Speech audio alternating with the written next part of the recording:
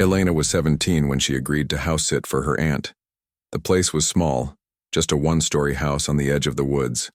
Quiet, peaceful, maybe too quiet. She didn't mind being alone. She actually enjoyed it. No siblings, no rules. Just her, snacks, and a whole weekend of movies. That first night, everything felt normal. She cooked dinner, FaceTimed her best friend, and curled up on the couch. By 1 a.m., she was about to head to bed when she heard it. Footsteps, outside.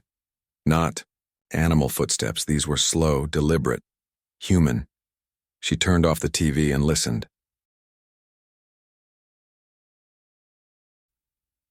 She peeked through the front window, moving the curtain just an inch. Nothing. The yard was empty. She waited. Then, 3 knocks. Clear, heavy. From the front door. She jumped back from the window. Her heart pounded. She tiptoed toward the door, careful not to make a sound. She leaned close and looked through the peephole. Nobody. No one on the porch. No car. Nothing but silence. Her phone buzzed, a text from an unknown number. "Don't look outside again." She stared at the screen, fingers trembling. She blocked the number. A moment later, the lights flickered, then died completely. She was in total darkness. Then another knock, 3 times, and a 4th, this time from inside the house. Elena dropped her phone and ran to the kitchen. She grabbed a knife from the drawer and backed into the corner. Silence. Then, breathing. Not hers. A soft, raspy inhale, then a slow exhale. Right behind her. She turned around. Nothing there. She spun back toward the hallway. A figure stood at the other end. Tall, pale, unmoving. No face. Just darkness where the face should be. It didn't move. It didn't speak. It just stood there. Elena didn't blink. The lights flickered back on. The figure was gone. The next morning her aunt returned. Elena was sitting on the porch, pale and quiet. She said almost nothing. Inside, everything seemed untouched. Doors locked, windows sealed. But one thing was off. The mirror in the bathroom was fogged up, as if someone had just taken a shower. Written across the glass in dripping letters were 3 words. She broke rule. No one ever figured out who sent the text. Elena never stayed there again. And from that day forward, when someone knocks at night, she never, ever looks outside. 12-year-old Noah hated being home alone at night. His parents trusted him, said he was mature. But Noah didn't feel mature when the house got too quiet, especially after dark. That Thursday evening, he had the whole place to himself. His parents were at a late dinner, and his older sister was staying at a friend's. The moment they left, the house seemed to shift, like the walls started breathing. The ticking clock got louder. The floors creaked for no reason. Still, Noah tried to ignore it. He played video games, ate snacks, and kept the lights on in every room. At exactly 9:12 p.m., the power went out. Total silence. Noah stood frozen in the living room. The glow of his paused game faded to black. The house felt like a cave. He grabbed the flashlight from the kitchen drawer and crept upstairs to his room. Every shadow looked deeper now. Every corner seemed alive. He shut the bedroom door, climbed into bed fully clothed, and pulled the blanket over his head. He hated the dark. A few minutes passed. Then he heard it. A whisper. It was faint, almost soft enough to doubt. But he heard his name. Noah. His blood turned cold. He sat up, flashlight trembling in his hand, and scanned the room. Nothing. He got up and opened his bedroom door. The hallway was empty. No movement. No voices. No lights. Back in bed, he turned off the flashlight and lay in silence, trying to breathe quietly. That's when he heard breathing. But it wasn't coming from him. It was deep, slow, from directly under the bed. Noah didn't move. His body went stiff, eyes wide in the dark. The breathing grew louder, closer. Then, a voice whispered, "Are your feet still on the floor?"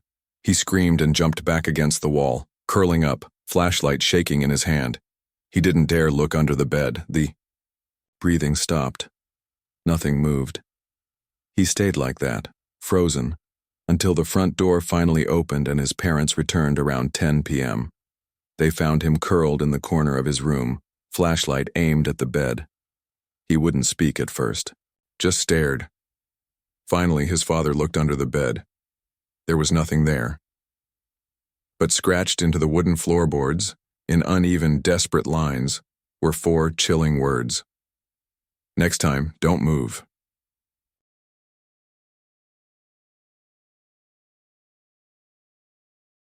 15-year-old Casey was home alone for the first time in months. Her older brother had moved out and her parents were out of town for a wedding. The quiet was strange, but kind of nice. She scrolled on her phone for hours, ignoring the growing darkness around her. At one point, the hallway light flickered, but she thought nothing of it.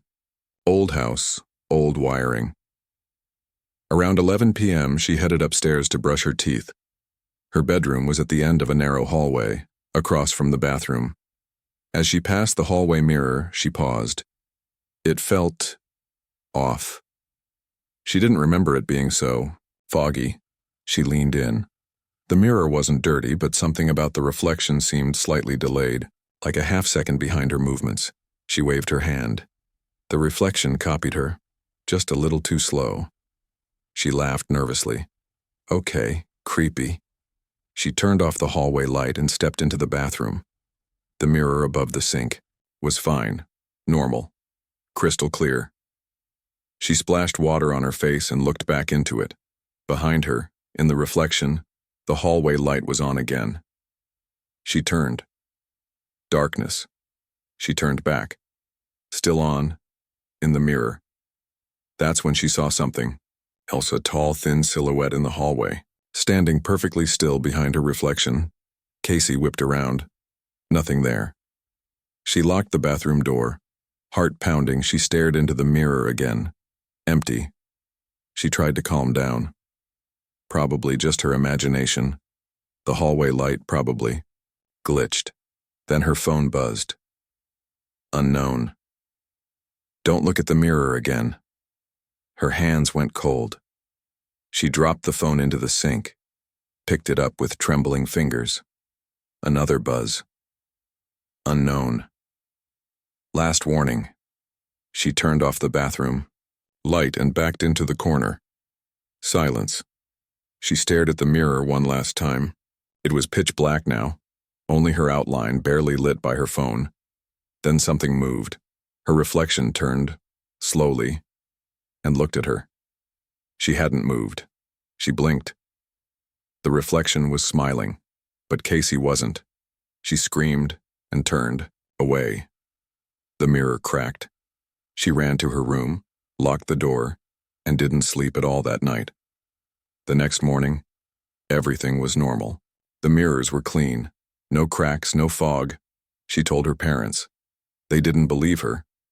But now, every time she walks past a mirror, she refuses to look directly into it. And in some reflections, very faintly, her reflection still smiles, even when she doesn't.